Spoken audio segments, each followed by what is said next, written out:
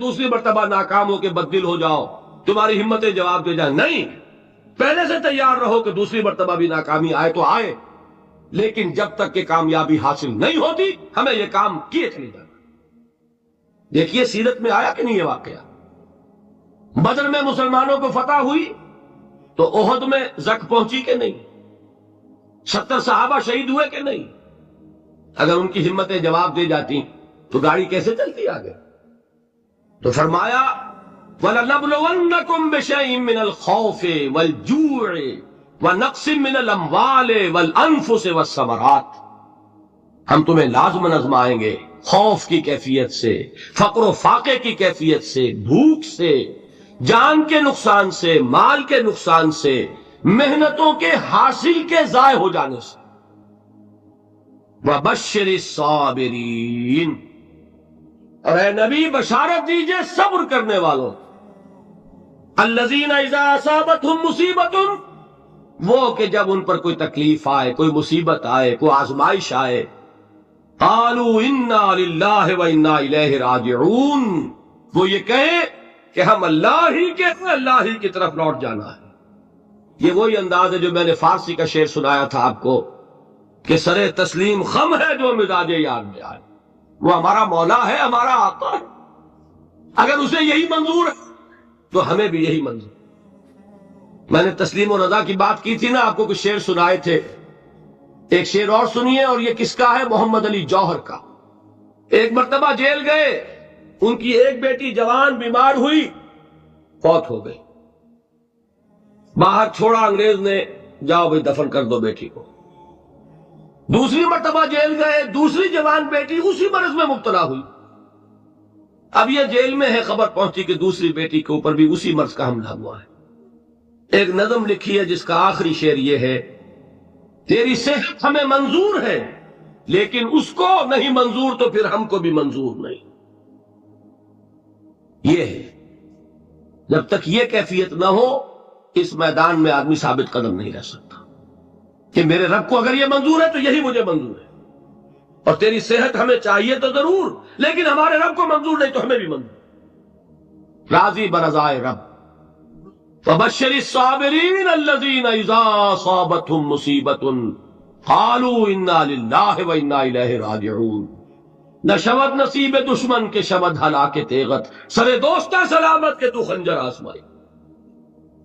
اولئک علیہم صلوات من ربہم ورحمہ، یہی ہے وہ لوگ جن پر ان کے رب کی طرف سے عنایتیں ہیں اور رحمتیں ہیں۔ وَأُولَئِكَ هُمُ الْمُهْتَدُونَ، اور یہی ہے وہ لوگ جو کامیاب ہونے والے ہیں، ہدایت پانے والے، ہدایت یافتہ۔ وَالصَّابِرِينَ فِي الْبَأْسَاءِ وَالضَّرَّاءِ وَحِينَ الْبَأْسِ، اور صبر کرنے والے، اصل نیکی ان کی ہے، جسمانی تکلیفوں میں صبر کرنے والے، فقر اور فاقے میں صبر کرنے والے، اور جنگ کے وقت صبر کرنے والے۔ اولئک الذین صدقوا واولئک هم المتقون، یہ ہیں وہ لوگ جو صبر کرنے والے ہیں، یہ ہیں جو سچے ہیں، جو اپنے دعوے میں نیکی کے اور ایمان کے صادق ہیں، اور یہی وہ لوگ ہیں جو متقی۔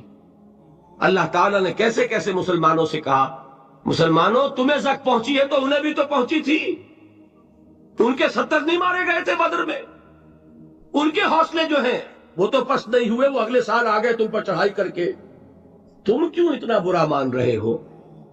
تمہارے دل اتنے زخمی کیوں ہو گئے؟ تمہیں تکلیف پہنچتی ہے تو انہیں بھی پہنچتی ہے۔ اپنی غیرت جو ہے ہمیں ذرا اس کا جائزہ لینا چاہیے۔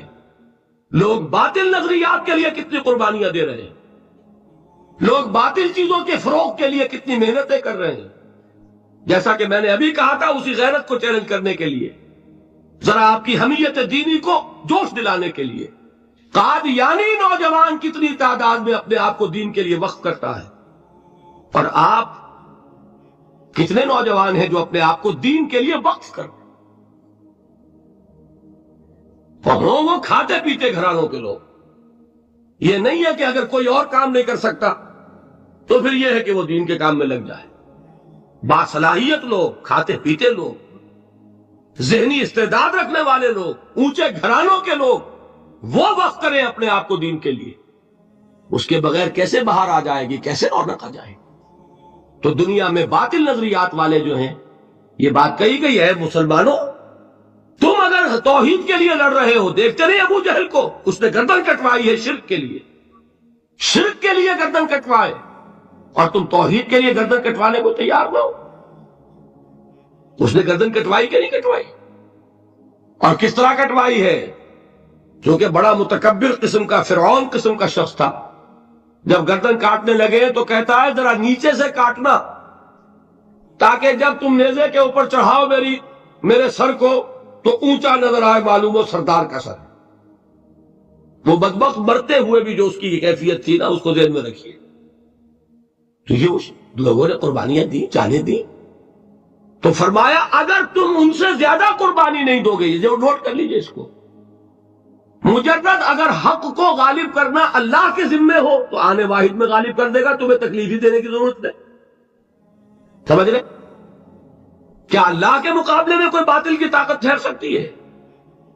یہ تمہارے ایمان کا امتحان ہے، یہ تمہارے خلوص کی آزمائش ہے، یہ تمہارے امتحان کا ثبوت درکار ہے کہ اللہ تعالیٰ دیکھنا چاہتا ہے تم اس کے لیے اپنی جانیں قربان کرنے کو تیار ہو کہ نہیں، تم اس کے لیے تن من دھن لگانے کو تیار ہو کہ نہیں۔ اور یہ جان لو کہ اگر کفار اور مشرکین اور ملحدین اور باطل نظریات والے وہ جو کچھ قربانیاں اپنے باطل نظریات کے لیے دے رہے ہیں، ان سے زیادہ اگر تم نہیں دو گے تو حق غالب نہیں ہوگا۔ انہوں نے جو صبر کیا ہے اپنے باطل نظریات پر، اگر تم اس سے زیادہ صبر کا ثبوت نہیں دو گے اپنے اس حق پر تو حق غالب نہیں ہوگا۔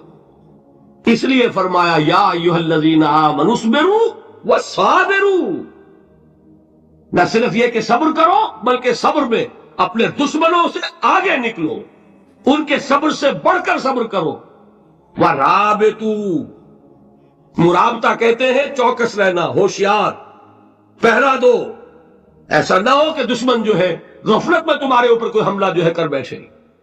واتقوا اللہ، اور اللہ کا تقوی اختیار کرو، لعلکم تفلحون، تاکہ تم فلاح پاؤ۔ یہ ہے حضرات تواصوا بالصبر۔